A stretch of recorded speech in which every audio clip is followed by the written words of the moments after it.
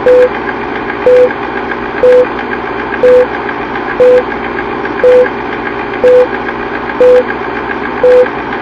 name is Albie, age 23, and I think a memory that sticks with me as a person that lived a million lives. This summer, I went to Sandy Hook, New Jersey with a friend for the first time.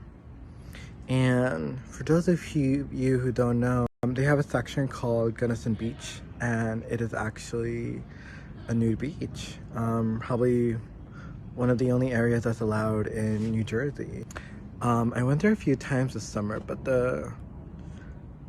beforehand, I remember, I published a book in 2022, and then it was about astrology, and I got enough money that I was able to, do the ayahuasca rituals and shroom ceremonies. I figured I'm young, got some cash, let me really explore my spirituality and find myself with God. And so I went through these rituals, did them about 3 times, and they unraveled so much about life, so much about karma. Like, all of the things that once held me together just disappeared, and I had to formulate a new life, new meaning. What happens after the things that kept you going turn out to be a sort of illusion? They lose control over you, and now that the ball is in your court, you either decide to swing it or drop the game. It feels like you have a choice in so many situations, so many perils and phobias, and just these sort of triggers, and these sort of possessive feelings just kind of vanish, and you're given an opportunity to rewrite your story.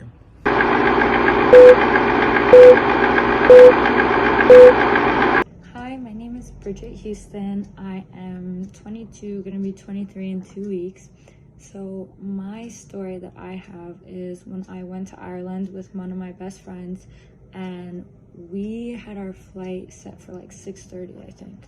And the day we were supposed to leave Monday, but on Sunday it was St. Patrick's Day. So we decided, we have to go out. We can't just not. So we decided to go out, and we knew we should have been at the airport at 4 o'clock, because usually you have 2 hours and you have to do that. So basically we go, okay, we're gonna go out and we're gonna come back at we're gonna leave at a reasonable time. We did not leave at a reasonable time. We had a really great time out and about, and we got a lot of drinks. We had a great time, basically. So we tried to get Ubers, couldn't get anybody to get us. We tried taxis. They had these things for taxis to come. No taxis were out. It was the worst thing ever. And we had people were trying to help us, and we were like, oh my God, we're gonna miss our flight.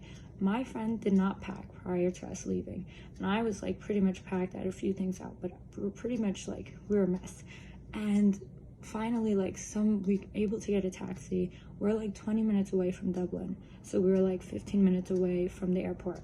So we're oh my God. We get to our hotel at 5. We're oh my God, this is really bad. So my friend's packing, and I'm we have to leave at 5:30. We did not leave at 5:30. We left at 5:45. We're freaking out, and finally, so we get to the airport at exactly 5:58 or something like that. And at a certain point they stop, in the queue boxes or whatever, you can get your boarding pass and everything. But at a certain point they stop. So I let my friend go in front of me in one of the boxes because I had to get something or whatever, and she was able to print her pass. As soon as it hits 6:05, I didn't know this, but I have 2 more questions left on this queue thing. oh my god, it wouldn't let me. And this like, I'm like, I tried to do it again. I was like, oh, maybe there's something wrong or whatever. No, it wouldn't let me. And then this guy, really obnoxious, like Irish guy, comes. He works over there in the airport, and he goes, it's not gonna work, you have to go in the like check-in line. That check-in line, if we stayed, we would have missed our flight. Our flight is at 6:30. We needed to like still go to security, and we didn't do that. So we're freaking out, and I'm just like, this guy's being very obnoxious. And I was like, I'm like, no, I only have 2 more questions, I can do it. And he's like, it's not gonna work, blah, blah, blah, blah, blah. And I'm like, okay, then like, why don't you help me instead of, you know, like, I'm trying to do this. And he's like, it's not my fault, you should have been here earlier. And I was like, okay, like, well, instead of being like an asshole, why don't you just help me? Because I know it's not your fault or not my fault or whatever. Like, I was like, I know. And we came there, we looked like we were out. We looked like we went out. So he was being a little judgy and whatever. Anyways, so he's like, I'm gonna get my manager, you're being rude to me. And I'm like, okay, go get your effing manager.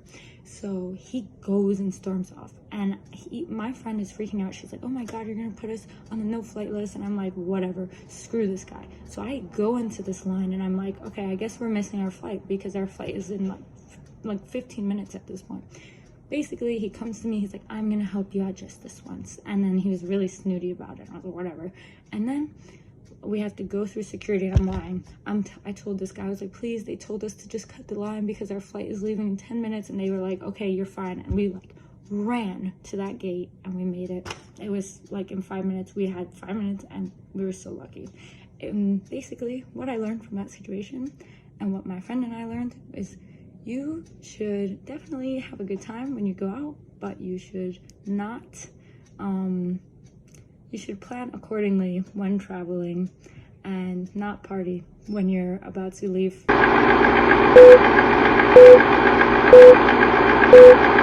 Hi, my name is Kevin Martinez. I'm 24 years old, and this is a story about the time that I almost won a spelling bee. So this happened about 10 years ago when I was in the end of 2014, and a group in the school had organized some sort of spelling bee called the Spelling Games, which is inspired by the Hunger Games. And basically, this little event took place during a whole class period, so about an hour. And honestly, I signed up because it was a free ticket out of class, and on the day of the event, I was not expecting a lot of people to sign up. But of course, as I made way towards the auditorium and entered, I realized that not the whole auditorium, but a good amount of the my 8th grade class, was actually at the spelling game. So not only was I supposed to be spelling in front of a decent amount of people, but these were my classmates, and I had to deal with them for another couple of months. So if I did anything embarrassing, this was definitely going to be remembered.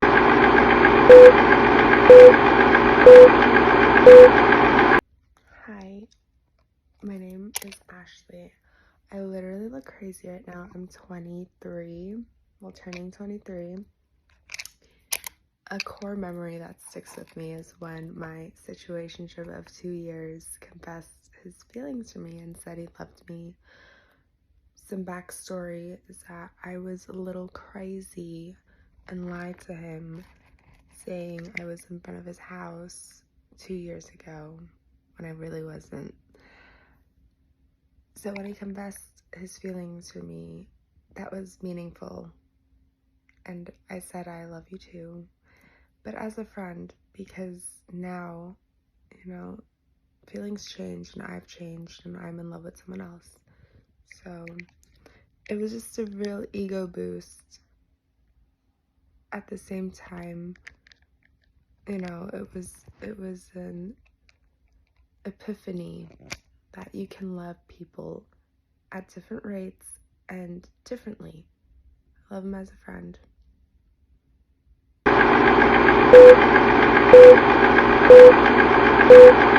Hey everyone, my name is John. I'm 23 years old, and I'll be sharing a quick little story for you guys. So I am a big dog lover. I love dogs. I love every type of dog. I grew up with dogs, so I've always wanted to basically nurture a dog from a little baby to a little puppy. So what we went about doing then, my family and I, we have a full-bred Shih Tzu, and we wanted to keep the Shih Tzu family going. And we found another full-bred Shih Tzu, and we wanted to make a litter. And we went about doing that, and it was really nice. Shih Tzus are really sweet dogs. I love Shih Tzus. The breed is really nice. They're very loyal. So we wanted to have more. So how we went about doing that, long story short, yada, yada, yada, March 14th, 2023 happens, and we get 4 beautiful, full-bred Shih Tzus. It was really nice to see. I love playing with them, teaching them, nurturing them. It was very rewarding experience. There was 4, so each of them went to a separate family member. We kept 1 because we wanted to keep 1, and we wanted to hold that family bond. We wanted the whole family to have a piece of the Shih Tzu clan and the posse, so we could all feel like we have a piece of each other. They're now 1 year and a month old. There's one in Florida, there's one in Colombia, there's one here in New York. And yeah, it's like a very rewarding experience of my time, because we were not only able to form the bond of the Shih Tzus, and now we were able to see the litter and see the end result of 4 fluffy, beautiful puppies. So yeah, thank you for hearing me out, and have a good night.